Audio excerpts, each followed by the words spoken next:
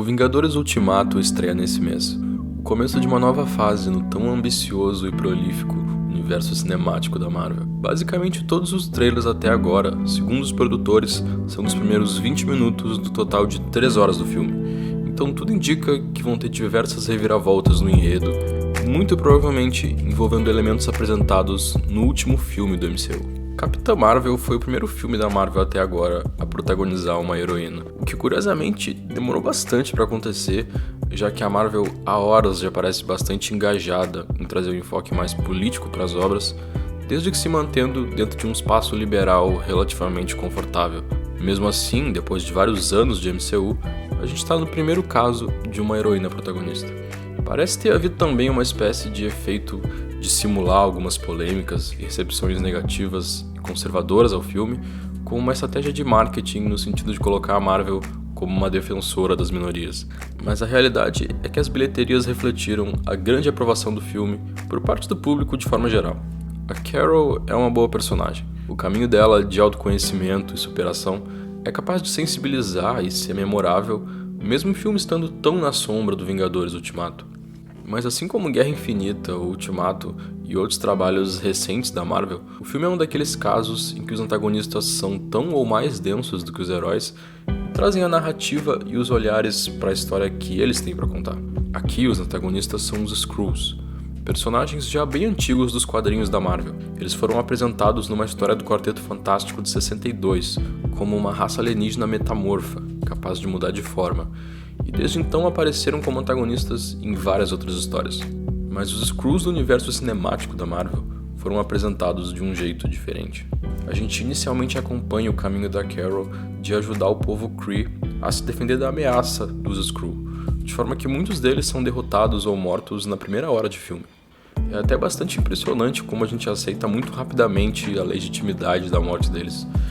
É particularmente significativo que quando eles estejam trocados de forma como um humano, por exemplo, e morrem, o disfarce se vai e eles voltam ao normal, retirando o impacto visual da morte de algo que a gente reconhece e negando qualquer chance de aquela morte ser lamentada, apresentando eles como algo que está vivo, mas que não é reconhecível como uma vida a ponto de gerar qualquer empatia da forma que a morte de outros personagens poderia gerar.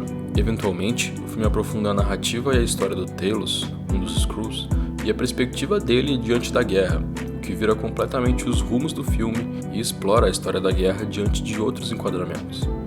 Daí pra frente, até as diferenças entre as aparências de cada um, que antes pareciam não existir, começam a ser importantes.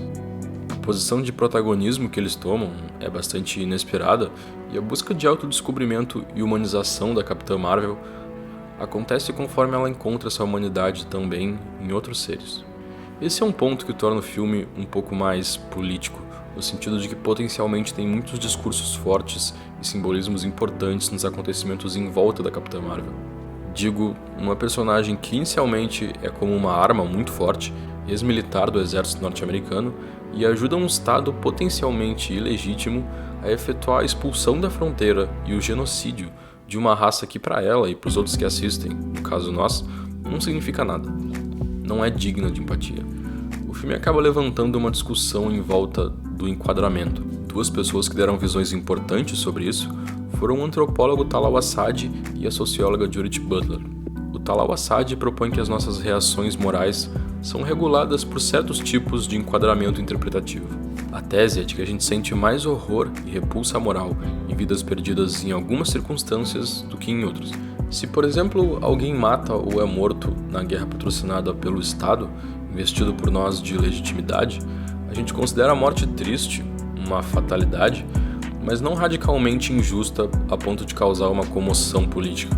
Mas se a violência for perpetrada por grupos considerados ilegítimos, a nossa comoção invariavelmente muda.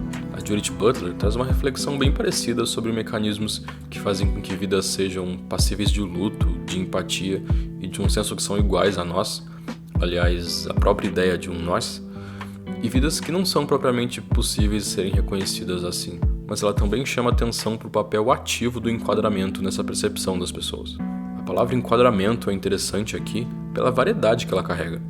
Pode ser enquadramento como uma moldura mesmo, ou significados técnicos e policiais de se enquadrar, ou mesmo enquadramento de fotografia. Ela propõe pensar nesse enquadramento como algo ativo, que tanto esconde quanto mostra e faz as duas coisas ao mesmo tempo, em silêncio, sem nenhum sinal visível de que está operando. O que surge na situação é o espectador que supõe estar numa relação imediata e incontestável com a realidade. E isso induz a uma crítica ao papel do Estado como fornecedor e legitimador dos enquadramentos que chegam na gente. Os Estados Unidos, obviamente, são o maior exemplo possível de Estado que pratica o papel coercitivo de delimitar os ângulos e enquadramentos. Tem o caso até recente da divulgação das fotos de tortura pelos soldados americanos na prisão de Abu Ghraib, que os Estados Unidos mantinham no Iraque, violando uma série de direitos humanos reconhecidos internacionalmente. Analistas de televisão e políticos conservadores norte-americanos na época dos vazamentos concluíram que mostrar as fotos seria um comportamento anti-americano. O mesmo se aplica para o programa de tortura norte-americano na prisão de Guantánamo, em que uma quantidade incontável de poemas foi destruído ou confiscado no processo de censura do Departamento de Defesa norte-americano. Um total de 22 conseguiram passar pelos muros da prisão e chegar efetivamente em outras realidades e outros contextos. As declarações do Pentágono para justificar a censura alegam que as poesias ofereciam um grande risco para a segurança nacional em razão do seu conteúdo e formato. Outra autora que oferece uma visão sobre o papel ativo do enquadramento é a Susan Sontag. No livro Diante da Dor dos Outros, ela fala sobre a prática da cobertura comprometida, que, segundo ela, começou na cobertura britânica da Guerra das Malvinas, quando só 2 repórteres receberam permissão para entrar na região e, a partir daí, cada vez mais jornalistas tiveram que aceitar as exigências da cobertura comprometida em contextos de guerra. Enquanto eu escrevi esse roteiro, saiu a notícia da prisão do Assange do Wikileaks, que vazou mais uma série de vídeos e documentos de violações de direitos humanos por tropas norte-americanas no Iraque e Afeganistão. Se propõe daí pensar o papel invisível de dramaturgo que se faz presente no enquadramento e que molda nossa percepção do outro.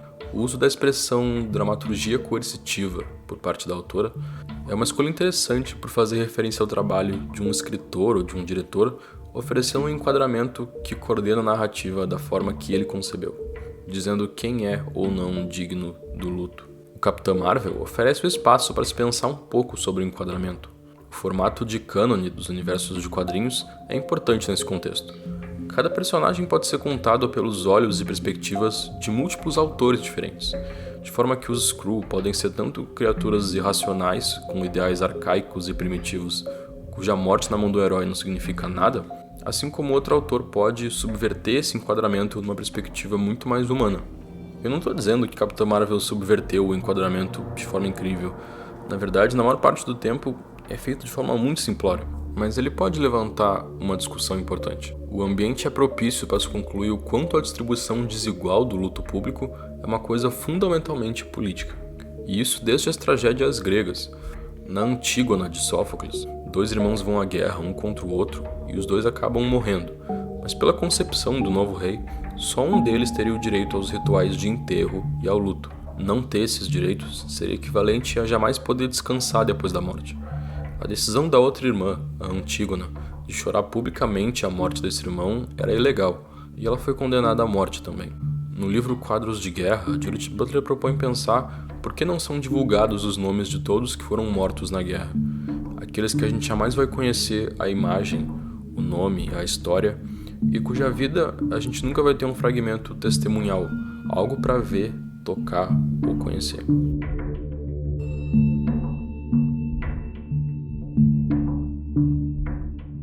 Meu nome é Otávio e o vídeo de hoje fica por aqui.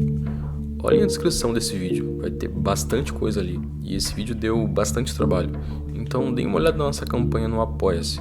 Sem ela, trazer essa quantidade de informação em um vídeo seria impossível.